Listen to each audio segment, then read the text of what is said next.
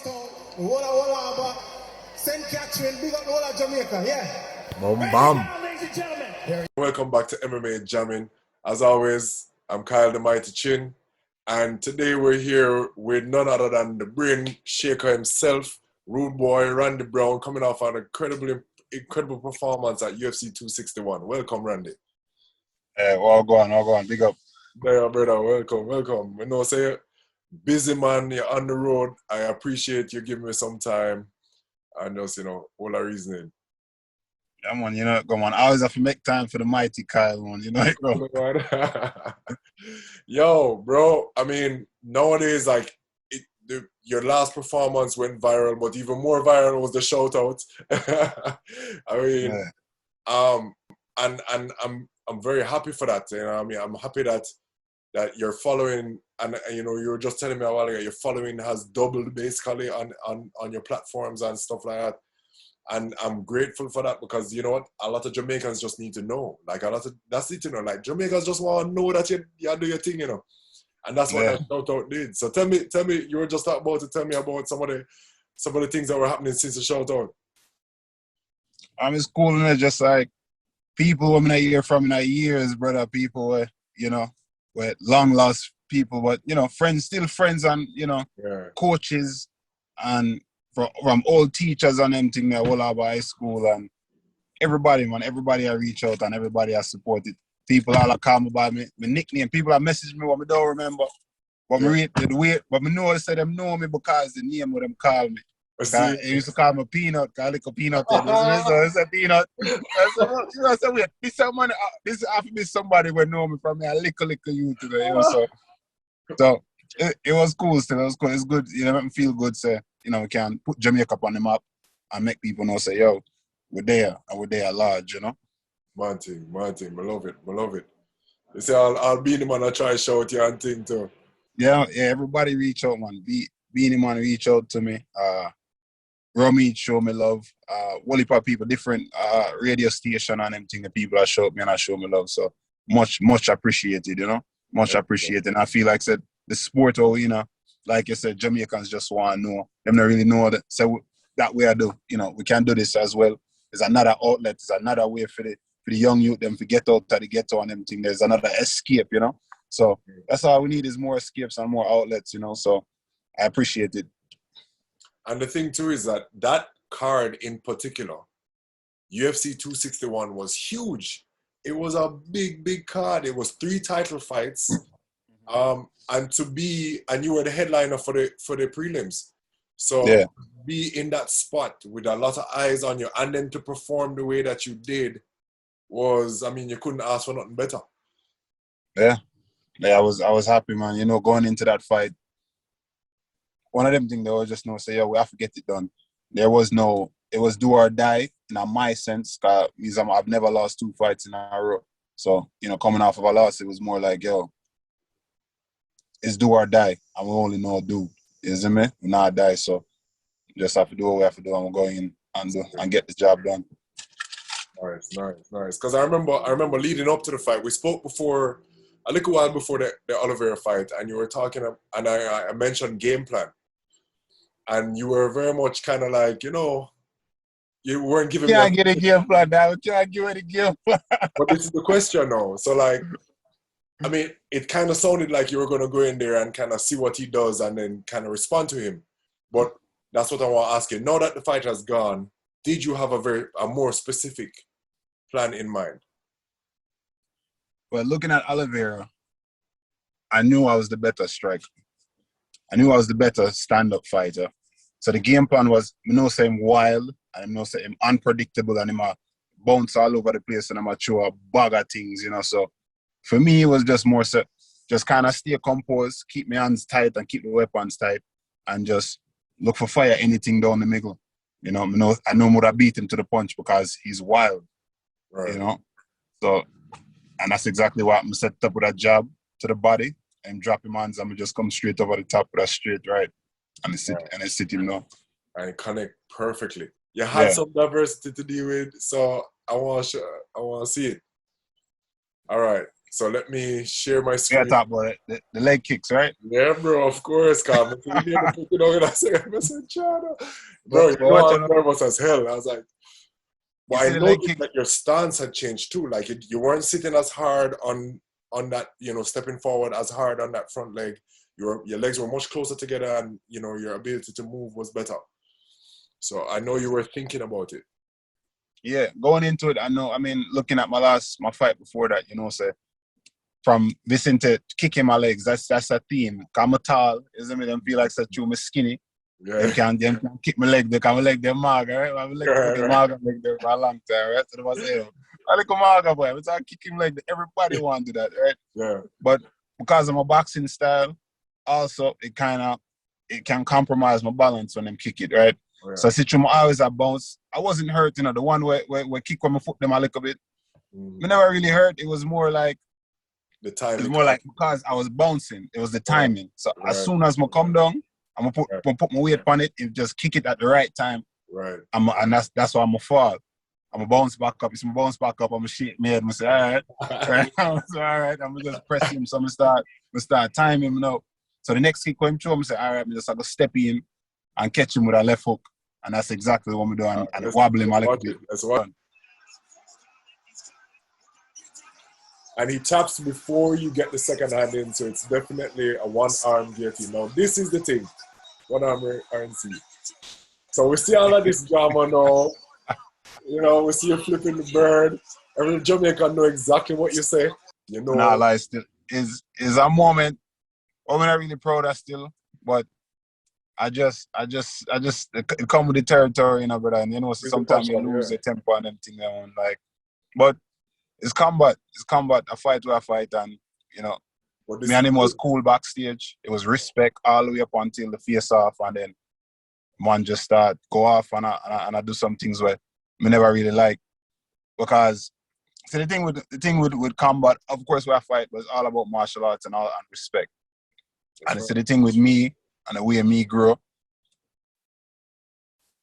With the Americans, it's just different when we feel like it's like, all right, it's respect. After the fight, the respect is done, right? The fight is done, so respect. Mm-hmm. Yeah, the respect is there, but for me, it's like, keep that same energy. Now, go just disappear right away, kind of eat it. And we was good before, but then you try to fight me backstage a couple times. Because, some try to impress me backstage twice, security have to break away backstage. And what you mean? What do you mean? Like, what did he actually do? Well, when I first reach, right? When I first reach, I see him, I go up to him, I'm a tap him on his shoulder. I've never seen me, because I never really speak English, I speak Portuguese. Right. And when I see him, I shake him on, and I say, we're gonna have a good fight, respect. So I say, us, and he say, us, and him give me a hug, and I say, we're gonna have a good fight, nothing but respect. Because at the highest levels, it's all about respect. Nobody now walk up and down a mean mug, nobody. That was back when, the amateurs and them, there's tension. No, at this level, nobody not really there on that. So we're gonna fight anyway. Work. We're here to work. Yeah, we're here for work and get that cash a check and grow in our progress in our career. So now, the next day I see him do my interview, him do female interview, I big him up in that interview because I'm a fan. I'm a serious fan of the guy, because I've been around a long time from before me and everything that. So I show my respect in my interview. Him show Fim respect in our Fim interview. I say, I'm a dangerous fight, and we'll probably get that drink afterwards, and it's gonna be a good fight. So nothing but respect. So I post something on my Instagram with a youth at dance. And I said the youth at dance. It's like as a funny thing, as a little joke. Isn't it? The youth at dance, and I must say, in the caption I said, this is gonna be me. When Oliveira start come up, because Oliveira is a man him known for dance. When he come to the ring, he might dance and he might do the antics and thing, and it's cool, and everybody know him for that. And him not speak English, him take it as me I try this him, and I say, I saw him look when him fight, or I saw him look when him when him dance or something. But me, I don't know, me not know this. So I see him at the weigh-ins now, I do the face off. I'm stand up behind me the whole time, I see him, fist bump, everything good. And we go up on the stage, and the man just start go off from me on the stage. And in my mind, I said, damn, he can't really turn it on, right? He might try to sell a fight. And I said, all right, cool, right? He can't really turn it on. So backstage now, we go backstage and it's done. I'm still not take it personal yet. Me just say, all right, I guess he might try to sell it, convince himself on getting out of the mode, you know. Right. See him backstage now and him just a mean mug backstage. Some other part I'm doing. I was like we are for it, and him come over and I start. I even understand what I'm saying. My yell and I getting on my space and things. So security, come in between the two of it. So me confused, I don't know what going on, but just all right. I guess this is what it is. Yeah. So now, see me at the fighters meeting again. Same thing. Me in my screw face, and I look for me from across the room. I said, bro, we're gonna fight tomorrow. Just relax yourself, bro. We're gonna fight tomorrow. So next thing you know, him get close to me again, and I try look like he want to fight backstage again. Then Chris Weidman have to grab me and then we just break us up again. So now after all of that, you gotta keep the same energy, bro. Me not understand. Me just grow a different kind of way. I'm coming up a different kind of way from most of them youth. And after the fight, when we're in the fight, keep the same energy, right? And when the fight done, in the fight, keep the same energy. And then when the fight done, just keep that same energy. Because I don't respect what you do. You do some fuckery, and I not really rate what you do. So I hate that. Yeah. But afterwards, you see why we take the picture and we're cool now. Yeah, you see what means? My manager talk to fee manager. Fee manager speak Portuguese and English, and him explain to the cowboy what it was. And then so the cowboy apologized to me now, and I said, "Oh, I never know." And so it was one big misunderstanding. So it wasn't even worth me going on the mic and I tell Joe Rogan all of this. Is it because it's nonsense, it's foolishness, isn't it? So I hate that. That was that. Enough man they don't misunderstanding. You see them thing? Yeah, well I saw it go. Casualty of war, That is not it's not a usual thing. That's why I was so curious. And we know that you're cool-headed most times and respectful when it comes to these things, but you just real with it, is the situation was you felt like you were disrespected, so that's what it was. Yeah, I hate that. So tell me something. I mean, we all saw that, the other video that went viral that night was the Uriah Hall, Chris Weidman. Uriah being Jamaican, and then, Chris Weidman breaking his leg on Uriah's knee. Yeah. Now, you are a New York man. Mm-hmm. You would have have you trained with Uriah before? Yeah, man. Uriah, I'm a bridging one. I know Uriah a long time. Fun fact, I want to know, right? You see, me, when I live on March Pen Road, right? Right. You know which part Scarlet Road there? Scarlet Road there is the next road over from March Pen Road. The next lane there, so Uriah Hall, that's where I'm born. That's where my family come from. Crazy. Crazy, small world, right? Yeah. Yeah. And 200 in New York. Well, is he still in New York? No, he moved, gone to Texas now. I'm still in New York, but he's gone to Texas. See. But Uriah is a bad man. That's a bad boy. You train with him and thing, and yeah, man, train with him here and there. So you have to go ask Uriah for me why no rep a flag. Well, Uriah is an interesting guy, right? And the thing with Uriah is more. I don't want to tell film story for him, but I rather him tell film story. You see me? But Uriah, remember, he's like opposite of me. Uriah born in Jamaica, but was raised when he left when he was a little baby, right? And just him not know Jamaica like that. Him not know nothing about Jamaica. Him know America. You see me? But him understand the roots and him understand that's where him come from, and and him love Jamaica same way like how me love Jamaica. Him just not really have the connection like how me have the connection. You have to carry him with you, man. Tell him say come on yard and together. Not one of them day we're gonna roll, man. Yeah. When we at the fights, I'm a bridge, man. Me and him take one a picture, me and him a par and them thing now, man. Nice. At the fight, what a fight week, and me and him a par fight week. Love it. So you fought the night. You after you choke out Oliveira, and you go back because especially now during COVID. So you go back into the dressing rooms. What happens from there? Walk me through the rest of the night for you. Well, I'm gonna go back I go back in our Uriah dressing room because me and him was in the same warm-up room, you know. And me just give him a hug and I say, yo, you know, good luck, dear thing. Is it me? And him see him thing, I say, yo, congrats and whatever. And then so I leave. And when I leave, I'm on the bus going back to the hotel room, right? Because of the COVID protocols and everything, you not really move around. You can't stick around. Once you're done, you go back to the hotel, go quarantine. So I go back, go quarantine, and I watch the fights from my phone. And the whole bus, all the fighters them on the bus just erupt. And I say, yo, watch the man foot broke in half. And the crazy thing, that only happened 3 times out of millions of fights in the UFC, right? Yeah. Millions of fights that has happened. That only happened three times in the history. Yeah. And the 2 of them involve the same person. Isn't that crazy? So if that not some kind of karma or spiritual something connection, me don't know what is. If that's not it, I don't know what. It's not a triangle because, I mean, Anderson Silva was Uriah's last fight or one of Uriah's last fights. Yeah. You know what I mean? So it's like crazy triangle. But I do have some questions from followers. I put it out there for people to ask questions. So I have a couple for you. So, hold on, let me just pulling it up. Okay. At Arabella is asking, what was the experience like with a packed arena after a full year of no spectator fights? Best feeling ever.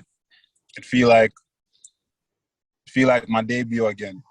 Yeah, like it just feel like the first time again, you know. It's a whole heap of people in the crowd and just that was the best experience. I take the crowd for granted. I'm not gonna lie, I take them for granted because with that energy there, use that energy of the people and the arena to fuel me, you know.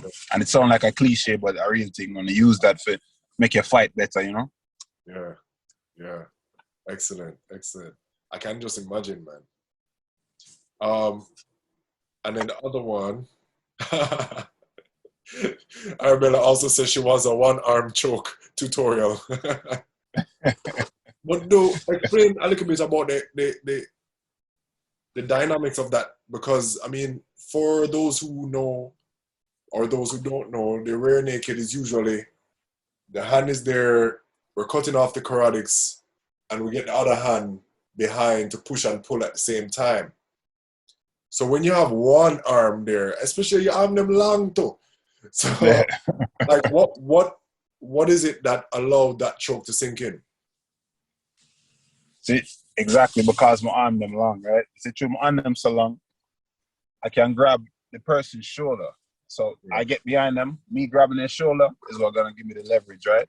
And I turn my head, and you see the hand where you usually use for push behind them head, I use my own face and own my head on the back of Fim head. So I grab Fim's shoulder, use my head for push Fim head forward, and then squeeze and turn.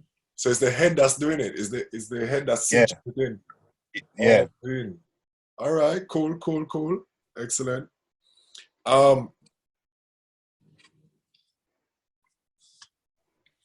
Was your focus so at Janelle _876 asks, how does it feel beating a Brazilian in BJJ? Man. Yo, contrary to popular belief, you know, brother, America have the best jiu-jitsu, you know. Up right now, man. Yeah, America have the best jiu-jitsu. And it start in a Brazil, you know. Well, if you want to really go back, it start in a Japan. But, Brazil, them take it over and run with it. But right now, Americans have the best jiu-jitsu, and where me train with some of the best people in the world. Enzo Gracie Academy, you know, our gym at the lineage underneath that. So, them can't show me nothing I see already, brother. It's true. Well, that might be a very controversial statement, though. You know, use that statement. Hot takes. Last question from @Janelle _876. Was the focus on studying Oliveira, or were you just focused on perfecting your strengths during your camp? Excellent question. The focus was not aloe vera at all. It was more just focusing on myself and getting better. Because if you're perfect yourself, the enemy, like the opponent, don't really is that's the last thing you really have to worry about, because you can fall into a trap of looking at the opponent and you get so worried about what that person is gonna do. You get so worried about everything what him gonna do, that when you step in front of him, yeah, watch for things where you see him show previously and you're not sure your thing, because watch for this, watch for that. Whereas him have to worry about what you are do. Don't worry what him gonna do. Make him work, put him on the defense, and that's why even on my fault, when you see the fight start, as soon as the fight start, double jab, low kick, boom, and start it fast. Be first and make them know, say, yo, I'm not come for play with them. I come for I'm come for win, and focus on yourself and develop yourself and make sure you can be the best you can be and you can execute. Once you can execute, don't matter who it is, you'll be able to execute. That's right.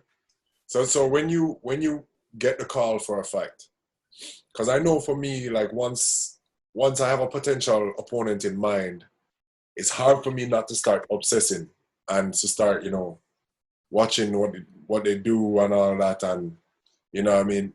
So when you get a call for a fight and you have your opponent in mind, how much do you think about that person? Like, do you watch a bunch of the fights immediately? Do you kind of start visualizing the person consistently and visualize thumping up the person, kicking them, knocking them out, choking them? Yeah, that's normal. That's normal. They're on your mind a lot, but it's up to you to not obsess too much. What I do is I like to look at them a few times and then I just let it go, and I let my coaches look at them for the most part and continue to study them.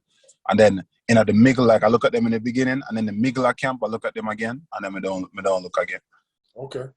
So I look for a little bit patterns, certain things I look like, I feel like, them what I do on the regular. And then after that, I just focus on myself and focus on creating, certain good habits towards their bad habits. I got you. Last question I have for you, which might be a little of a sticky question. Just in the same way, we've seen many fighters, along their journey, especially if them hit a zenith, so to speak, they change camps. You just see Uriah just changed camp, gone to, Texas. And we've seen it time and time again.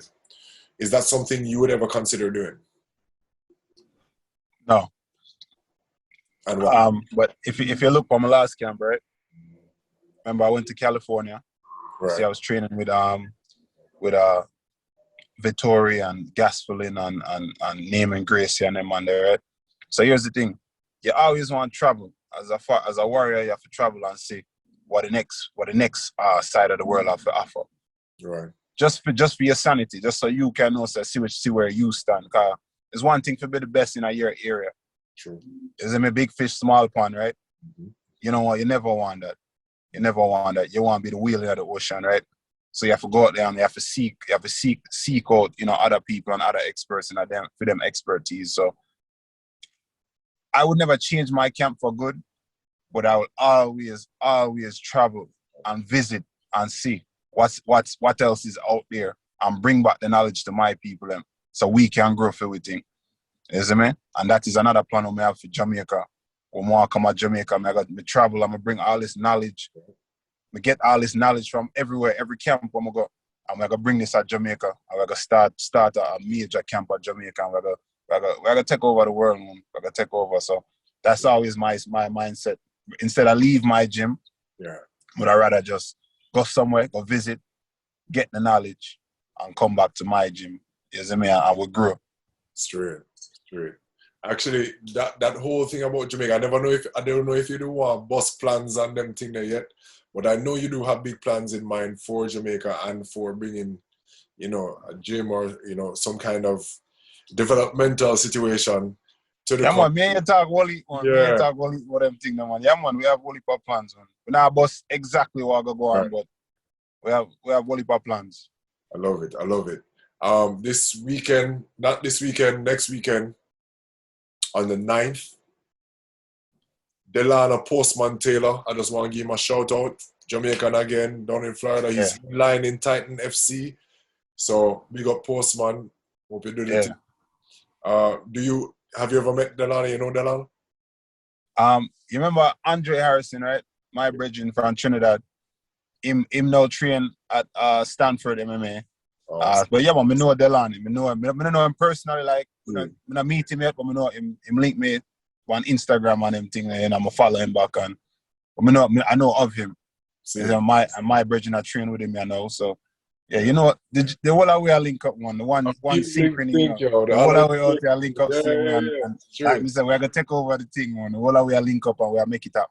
Yeah, we're gonna do it like Africa do it right now. Is it? What you mean, man? Yo, as always, my brother, much respect. Congratulations again on this big move. And I know that you say probably July, you say, for the next one. Yeah, either July or September. Yeah, so, you know, looking forward to great things as usual. And I want to wish you all the best, my friend. All right, respect. Blessings. So thank you guys for tuning in to MMA Jamming. Bless up, and as always, be mighty.